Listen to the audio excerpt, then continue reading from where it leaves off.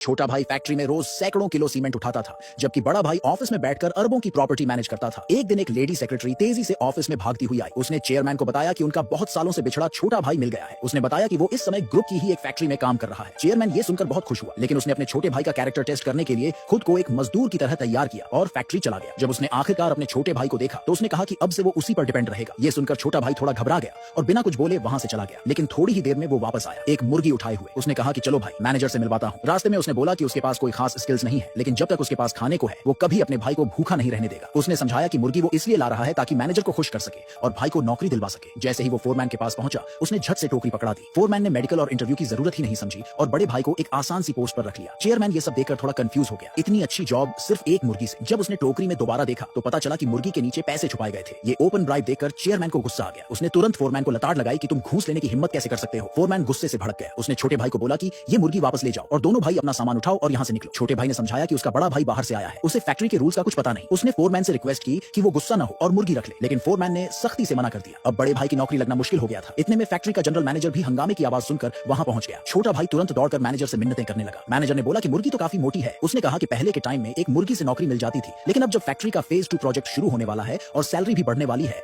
तो अब नौकरी पाने के लिए 2 मुर्गियां चाहिए। 2 मुर्गियां मतलब लगभग 1 साल की तनख्वाह के बराबर। लेकिन अपने भाई की नौकरी बचाने के लिए छोटे भाई ने रिक्वेस्ट की कि फैक्ट्री ने उसे जो पिछले 6 महीने की सैलरी नहीं दी है वो अभी दे दी जाए। उसने वो पैसे और मुर्गी दोनों मिलाकर अपने भाई की ज्वाइनिंग फीस के तौर पर दे दिए। बड़े भाई को यह सुनकर बहुत गुस्सा आया कि फैक्ट्री मजदूरों की सैलरी दबा रही है। उसने चुपचाप मुड़कर अपनी सेक्रेटरी को एक मैसेज भेजा कि तुरंत फैक्ट्री का सरप्राइज इंस्पेक्शन करवाओ। उसी टाइम एक वर्कर अचानक घुटनों के बल गिर गया और मैनेजर से बोला कि प्लीज उसकी भी पेंडिंग सैलरी दे दी जाए। मैनेजर ने ऊपर ऊपर कहा कि हाँ, जल्दी ही सैलरी दे देंगे, लेकिन अगले ही पल उसने फोरमैन को इशारा किया कि उस वर्कर को सबक सिखाओ। ये देखकर बाकी सभी वर्कर्स डर गए और किसी ने भी आगे बोलने की हिम्मत नहीं की। चेयरमैन ने देखा कि मैनेजर की कलाई में ब्रांडेड वॉच है और उंगली में गोल्ड रिंग। उसे शक हुआ कि मैनेजर ने मजदूरों की पेंडिंग सैलरी अपने शौक पूरे करने में उड़ा दी है। उसने गुस्से में आकर डिमांड की कि मैनेजर सबके सामने एक्सप्लेन करे कि ये सब क्या हो रहा है। मैनेजर बेइज्जती और गुस्से से आग बबूला हो गया। उसने अपने आदमियों को भेजा कि दोनों भाइयों की धुनाई कर दो। तभी एक फोन की घंटी बजी। फोरमैन ने मैनेजर को बताया कि हेडक्वार्टर से कोई इंस्पेक्शन टीम फैक्ट्री पर आ रही है। मैनेजर को डर लगा कि कहीं ये दोनों भाई इंस्पेक्शन में कोई गड़बड़ न करते। उसने तुरंत उन्हें एक टूटे फूटे कमरे में बंद करवा दिया और गार्ड्स को कहा कि इन्हें सख्ती से निगरानी में रखो। तभी बड़े भाई ने अपनी असली पहचान बताई। उसने कहा कि जो इंस्पेक्टर आने वाली है